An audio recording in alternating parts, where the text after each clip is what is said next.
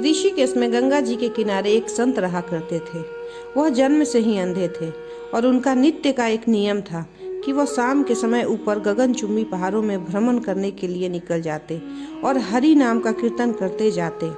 एक दिन उनके एक शिष्य ने उनसे पूछा, बाबा, आप हर रोज इतने ऊंचे ऊंचे पहाड़ों पर भ्रमण हेतु जाते हैं, वहाँ बहुत गहरी गहरी खाइयाँ भी हैं और आपको आंखों से दिखाई भी नहीं देता, क्या आपको डर नहीं लगता अगर कभी पांव लड़खड़ा गए तो?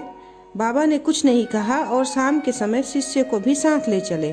पहाड़ों के मध्य थे तो बाबा ने शिष्य से कहा, जैसे ही कोई गहरी खाई आए तो बताना।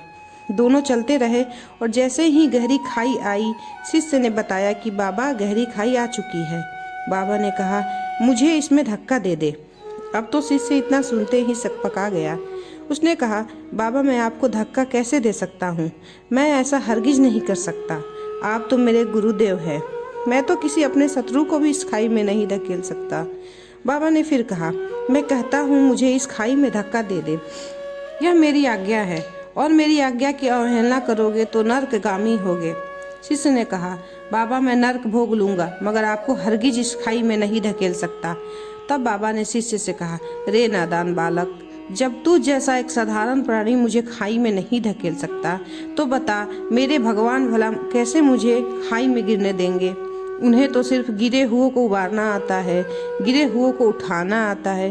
वो कभी भी किसी को गिरने नहीं देता। वह पल पल हमारे साथ है, बस हमें विश्वास रखना होगा उस पर।